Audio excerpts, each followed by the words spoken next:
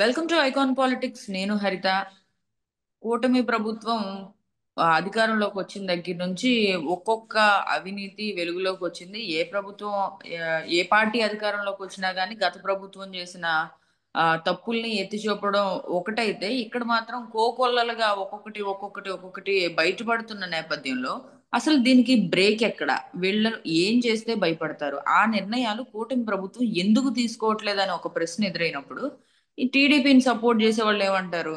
ఇంకా కొంత టైం ఇవ్వాలి వాళ్ళకి, వచ్చి 6 నెలలే అయ్యింది, ఇంకా వాళ్ళు ఆ, పాలనాపరమైన చర్యలు తీసుకోవడంలో బిజీగా ఉన్నారని అంటారు. అదే ఆ, కొంతమంది ఎవరైతే న్యూట్రల్ గా ఉండే వ్యక్తులు ఉంటారో వాళ్ళేమంటారు?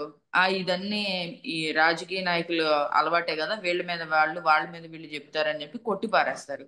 ఇంకొంతమంది వాదన ఎలా ఉంటుందంటే, వాళ్ళకి ఎప్పుడు ఏ చర్యలు తీసుకోవాలో వాళ్ళకి తెలుసు, చంద్రబాబు నాయుడు గారికి అన్నీ తెలుసు, ఆయనే చర్యలు తీసుకుంటారు, అప్పటి వరకు మనం వెయిట్ చేయాలన్నట్టు మాట్లాడతారు. అసలు దీని మీద ఆ, అసలు ఎలాంటి స్టాండ్ తీసుకుంటే ఇలాంటి వాటన్నిటికీ బ్రేక్ పడుతుంది? ఇవన్నీ కూటమి ప్రభుత్వానికి ఇప్పుడప్పుడే అయ్యే పనులేనా?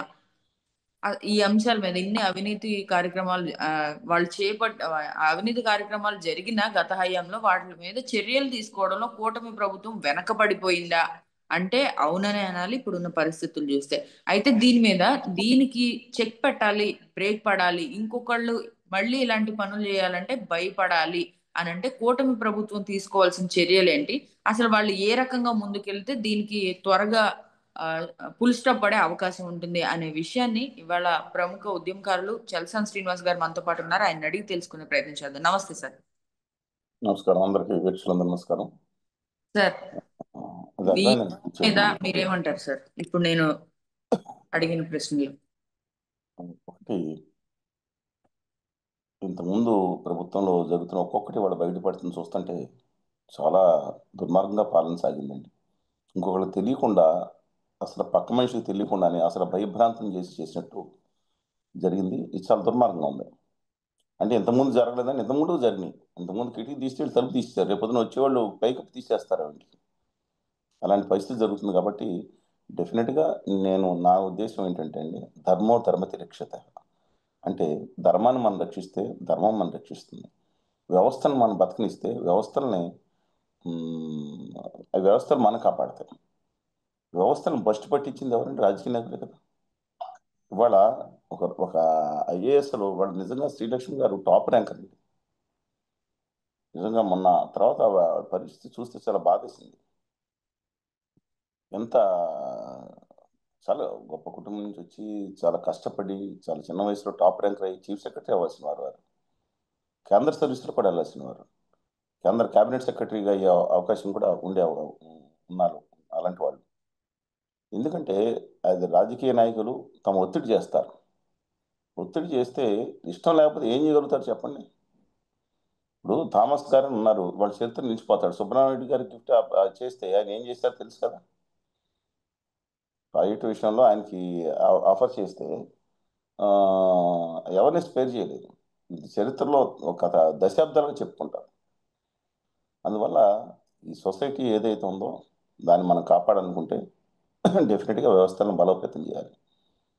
నాకు తెలిసిన ఒక ఐపీఎస్ అధికారి 1991లో కలిసినప్పుడు చాలా హానెస్ట్గా పోలీస్ ఆఫీసర్స్లో మాట్లాడారు.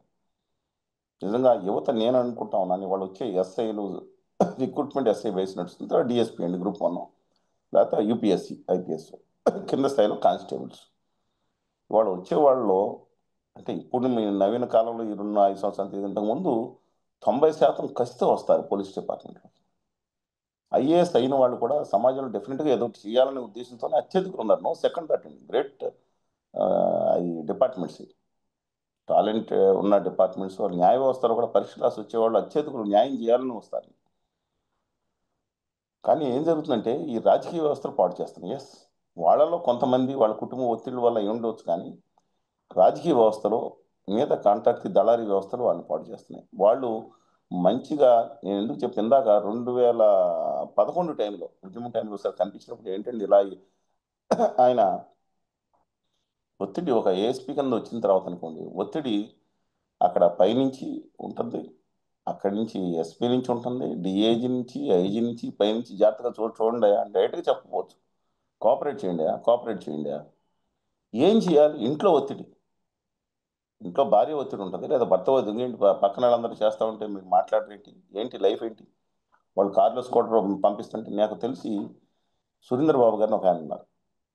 ఇలాంటి ఉదాహరణ చెప్తున్నాను, చాలా మంది ఉన్నారు. ఐపీఎస్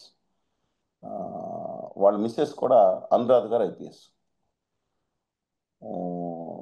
వాళ్ళు ఒకరోజు జేహెచ్పిఎస్లో పబ్లిక్ స్కూల్లో వాళ్ళ అమ్మాయిని తీసుకొచ్చేంత వరకు వాళ్ళ అమ్మాయి వాళ్ళిద్దరి పిల్ల అని మాకు అమ్మాయి క్లాస్మేట్ అని స్కూల్లో ట్రైన్లో మామూలుగా స్లీపర్ క్లాస్లో పంపించారు. చెప్తున్నానండి, చాలా ఇబ్బందికరం. డాక్టర్ పి సుబ్రహ్మణ్య గారిని ఐఏఎస్ రాజశేఖర రెడ్డి గారితో పాటు హెలికాప్టర్ యాక్సిడెంట్లో చనిపోయారు. వాళ్ళ వ్యక్తిగత పరిచయం నాకు. చాలా హానెస్ట్గా ఉంటారు. ఆయన కడప జిల్లా కలెక్టర్ చేసిన తర్వాత హైదరాబాద్లో commissioner pending station, sorry, director of school education చేశారు, మిగతా పోస్ట్ చేశారు. ఆయన ఇంట్లో కలర్ టీవీ కూడా లేదు. తర్వాత 96లో ఆయన అంటే కూటమి ప్రభుత్వం ఇలాంటి నిజాయితీ పరులను నిజాయితీ పరులకు కూటమి కాదు, ఏ ప్రభుత్వం కూడా వీళ్ళందరినీ, ఇది వరుస వ్యవస్థ ఇవాడేదో వచ్చిందని కాదు, వాడు పీల్చి చేస్తుంది అవినీతి. అందువల్ల నా ఉద్దేశం ప్రకారం ఇలాంటి గొప్ప వాళ్ళు ఉన్నారు, వాళ్ళని వాడుకోవాలి. ఇప్పుడు ఏబి వెంకటేశ్వరరావు గారు ఉన్నారు, ఆయన చెప్తున్నాను, నాకు తెలిసి వెరీ హానెస్ట్ పర్సన్. ఆయన జరిగిన వేధింపులు ఏంటండి? ఒకప్పుడు నేను చెప్తున్నప్పుడు, ఈ మధ్యకాలంలో తెలియదు కానీ పిఎస్ఆర్ ఆంజనేయులు గారు కూడా ఒకప్పుడు అసలు అవినీతి పనులు కానీ నక్సలైట్లు కానీ ఒకనాటి కాలంలో. ఇప్పుడు మళ్ళీ వాళ్ళు మనం చూస్తూ ఉంటే ఎందుకు మారిపోతున్నారు? ఎందుకు మారిపోతున్నారు? ఎందుకు ఆ పరిస్థితి వచ్చింది? వ్యవస్థ అందుకని ధైర్యంగా నిలబడగలగాలండి. వీళ్ళు కాదు, మిగతా డిపార్ట్మెంట్లో కానీ మిగతా చోట్ల కానీ వీళ్ళు నిలబడాలి. వీళ్ళ అనుమానం ప్రజలు ఉంటారు. ఇప్పుడు కేజ్రీవాల్ గారు ఉన్నారు, ఐఆర్ఎస్ అది. ఐఆర్ఎస్లో కూడా ఎంత గొప్ప వాళ్ళు ఉన్నారండి, ఎంత నిజాయితీ పరులు ఉన్నారు. నాకు తెలుసు నరసప్ప గారిని, చాలామంది చాలా నిజాయితీ పరులు ఉన్నారు. జీవితాంతం వేదాలను ఎదుర్కొన్నా కూడా ఖచ్చితంగా నిలబడను. నేను అందుకనే కోరుతున్నాను, వ్యవస్థల్ని పనిచేయని వాళ్ళు. కూటమి ప్రభుత్వం కూడా ఇవాళ ఏదైతే ఉందో డెఫినెట్గా చర్యలు ఏదైతే ఉందో ఖచ్చితంగా తీసుకోవాలి, కానీ కక్షాదింపు చర్యలుగా ఉండకూడదు. మళ్ళీ ఏంటంటే మిగతా వాళ్ళు వీరాహ్మాన్ అంటారు, ముందర వేసేయండి. వేసేయటం అనేది ఇప్పుడు చంద్రబాబు నాయుడు గారు బ్లేమ్ చేయడం అనేది బ్లేమ్ గేమ్ నడుస్తుంది. ఇప్పుడు మిగతా పంచాయతీరాజ్ గారు అనేక డిపార్ట్మెంట్స్ ఉన్నాయి జరిగిన అవినీతి ఉన్నాయి. ఇవన్నీ కూడా డెఫినెట్గా దాన్ని కంట్రోల్ చేయాల్సిన అవసరం ఉంది. ఇది ఒక బెంచ్ మార్క్ పెట్టుకోవాలి. ఇప్పుడు వీళ్ళు నేను రెండు సన్న లైన్ ఉండే కక్షాదింపును గట్టి చర్యలు తీసుకుంటాను. ఇప్పుడు ఏదో తీసేసుకోండి అంటే రేపు పొద్దున కోర్టులో ఫెయిల్ అయితే చెప్పడం ఈజీయే కదండి. సాక్ష్యాధారాలు సేకరించారు కదా. మీరు జీవి రెడ్డి గారిని ఒక ఆయన ఉన్నాడు, ఆయన ఫైబర్ నెట్ కనుకుంటా, ఆయన రాగానే 400 మందిని తీయలేదా? సరే, ఏం జరుగుతుంది తర్వాత చూసుకుందామని చాలా కేసులు పెట్టలేదా? నేను అనేది ఆయన మిగతా వాళ్ళు అనేక మంది ఏదైతే ఉన్నారో దాని మీద దృష్టి పెట్టకుండా రెండు ఉండాలి. ఫస్ట్ కాన్సన్ట్రేషన్ అభివృద్ధి, దాన్ని తిరిగి గాడిలో పెడతాం. సెకండ్ లోపాలు సరి చేయడం. ముందరే దాన్ని ఇంత కక్షాది మీద వెళ్తే ఆర్గనైజేషన్స్ ఏం జరుగుతాయండి? వ్యవస్థ మొత్తం కుళ్ళిపోయిన వ్యవస్థలో ఉంటే మొత్తం చేస్తే వ్యవస్థ ఏం జరుగుతుంది? అందువల్ల రెండింటికి చూడాలి. డెఫినెట్గా నేను ఇక్కడ మన రాష్ట్రం లేకపోతే తెలంగాణ రాష్ట్రం అని మాట్లాడలేదు, వ్యవస్థను కాపాడదాం అంటాను. అవి మనల్ని కాపాడుతాయి అవుట్లైన్గా. ఇది చాలా ఇంపార్టెంట్. కానీ ఇక్కడ వ్యవస్థల్ని కాపాడడంలోనే కూటమి ప్రభుత్వం కానీ ఏ ప్రభుత్వం అయినా వ్యవస్థలను కాపాడడంలోనే ముందుగా ఫెయిల్ అవుతుంది సార్. దీనికి అడ్డుకట్ట ఎక్కడ అంటారు? చెక్ ఉండాలండి. అసెంబ్లీలో వామపక్షాలకి ఒక 5 సీట్లు ఇచ్చుకోండి, 10 సీట్లు. వామపక్షాలకు 5-10 సీట్లు ఇచ్చి ఇలా ఉంటుందా? వీళ్ళు వాళ్ళని తిట్టుకున్నా వాళ్ళని తిట్టుకుంటాం, వీళ్ళని తిట్టుకున్నా వాళ్ళని తిట్టుకుంటాం. ఇదేనండి ఇంకా 24 గంటలు. ఇంతకుముందు గవర్నమెంట్ ఉన్నప్పుడు ప్రతిపక్ష నాయకుల్ని భయంకరంగా మాట్లాడతాం, వాళ్ళ కుటుంబ సభ్యులు మాట్లాడతాం. అంతకుముందు ఉన్నప్పుడు వాళ్ళ మహిళా నాయకురాలు అడ్డంగా ముఖ్యమంత్రి మాట్లాడతాం. ఇక్కడ శాసనసభ్యులు ఎవరైనా నేను సంపాదిస్తాను అని అవతలని అంటాం. దీంట్లో ఎమోషన్స్, మనం గొప్ప వాడు గొప్ప. ఇవాళ వ్యవస్థను పాడు చేయడానికి మీరు కూడా ఒక కారణం అండి. అంటే మీరు కాదండి, మీరంటే మీడియాస్ గురించి మాట్లాడు, మేజర్ మీడియాస్ కొంతమంది మినహాయిస్తున్నాను. అనవసర విషయాలపై చర్చ పెట్టి ముఖ్యమైన విషయాలే పక్కదారి పెట్టించేసి, ఇప్పుడు మోడీ గారు వస్తున్నాడు, మోడీ గారు ఏదో చేసేస్తున్నారు, లక్షల కోట్లు ఏంటండి చేసింది? ఎక్సెప్ట్ ఎన్టీసీపీ గ్రీన్ తప్ప మొత్తం గుమా వ్యాపారుల కోసం చేసుకుని కృష్ణపట్నం పోర్టుకి అభివృద్ధి అండి. ఏందండి కృష్ణపట్నం పోర్టుకి? ఆదాని గారికి ఇచ్చిందా, అది అభివృద్ధి గుర్తుకొచ్చిందా? సరే నాశనం చేసేసి ఇంతకుముందు అక్కడి నుంచి పైప్ లైన్ వేసుకుని లక్షల కోట్ల రూపాయలు ఏది ఎవరి కోసం అండి? విశాఖపట్నం శ్రీకాకుళం నుంచి గ్యాస్ లైన్ అంట, మనకు భూగర్భం వచ్చే గ్యాస్ లైన్ అంట, ఉత్తరాది రాష్ట్రాలు తరలిస్తా, దానికి వేలాది లక్షలాది కోట్ల రూపాయలు జాతికి అంకితం. ఏం జాతికి అంకితం? మా భూగర్భించి దొంగిలించిపోతున్నాడా, అడ్డంగా వెళ్ళిపోతున్నాడా అని తర్వాత చేస్తారు. ఏందండి వీళ్ళు చప్పట్లు కొడతాం? బానిస జాతి, బానిస జాతి అంటున్నారు కొంతమంది. సరే, అందుకని వ్యవస్థలు నేను ఎందుకంటే వ్యవస్థను బస్సు పట్టి చేస్తున్న పైన దాన్ని ఫాలో అవుతున్నారు ఇక్కడ.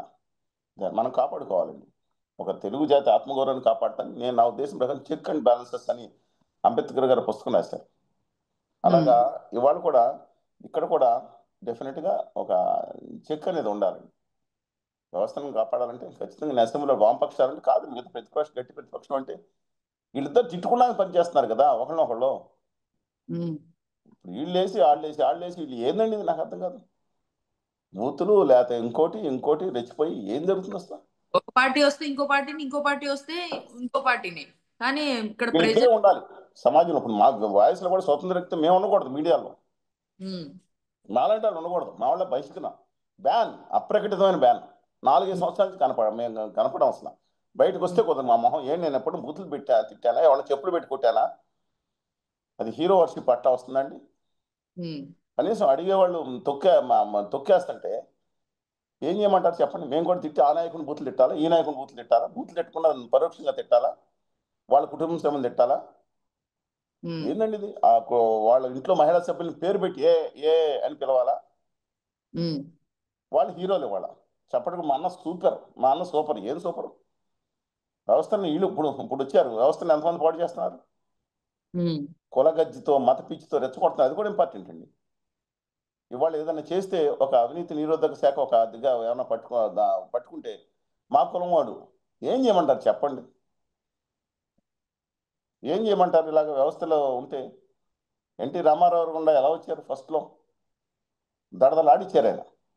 ఇవాళ ఇష్టపడ్డారు రామారావు గారిని వ్యక్తిత్వానికి కూరుకుంటున్నారు. నిన్న సభలు పెట్టి రామారావు గారు అద్భుతమైన దానవేశ్వర కర్ణంలో ఆయన డైలాగ్స్ ఉన్నాయి. ఆచార్య దేవభావ ఏమంటివి అని. దాన్ని పరోక్షంగా ఒక కుట్రపూరితంగా ఒక అభ్యుదయ భావాన్ని రాష్ట్రంలో అణిచివేయడానికి ఆదాని గారు అనే పార్టీ తన సంస్థల ద్వారా చేస్తున్న కుట్ర చూసారా? ఎమోషన్ రెచ్చగొట్టేసి ఇప్పుడు కొత్తది ఆంధ్రప్రదేశ్ మీరు ఇప్పుడు దాంట్లో ఉన్నారు. అత్యంత ప్రమాదకరమైన ఘటనలు జరుగుతున్నాయి ఇక్కడ.